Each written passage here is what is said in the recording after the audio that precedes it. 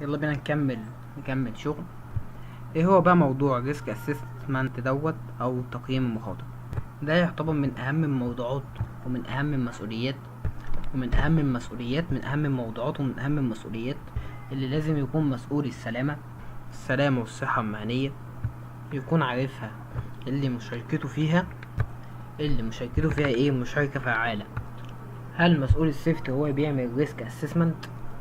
طبعا لا، بس دور ان هو يعرفه. يبقى الريسك اسسمنت ده مهم جدا.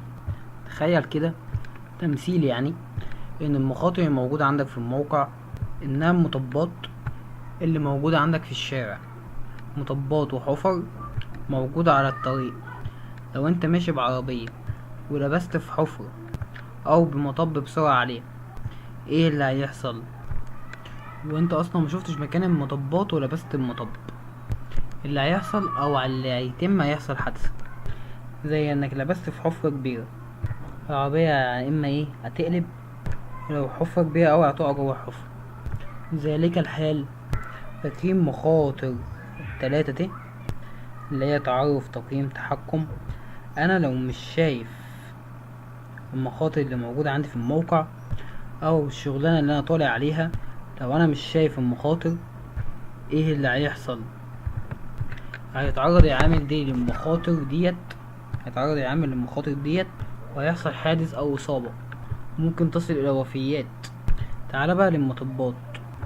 ماذا لو راجل سواق، لو شغل ايه كشافات العربية اللي قدام، الراجل السواق شغل ايه كشافات العربية اللي قدام وشايف الطريق، وشايف ايه الطريق بوضوح، شايف المطبات فين، كمان شايف الحفر فين. هل هتحصل حادثة؟ انا كده قللت الاحتمالية بتاعتها، بحيث ان ممكن تحصل بس باحتمالية اقل. الريسك اسسمنت ده يعتبر الكشاف اللي من خلاله ببدأ اتعرف على اماكن المخاطر بتبقى فين، واماكن الهازارد اللي موجودين في الموقع فين. ودي في بداية الشغل، مش بعد ما بعد ما البس، يعني قبل ما ابدأ الشغل ببدأ اتعرف على المخاطر. وكده يسمى ايه يا معلم؟ هازارد identification and risk assessment.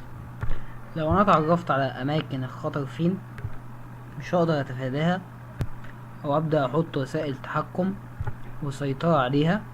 اللي انت ايه رايكم في الكلام ده؟ فهنا هقدر طبعا. اما لو انا مش شايف المخاطر ديت، مش هقدر اسيطر عليها، ساعتها هعرض نفسي ليها، ساعتها هيحصل حادثة واصابة.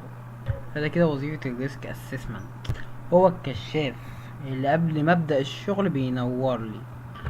تمام كده.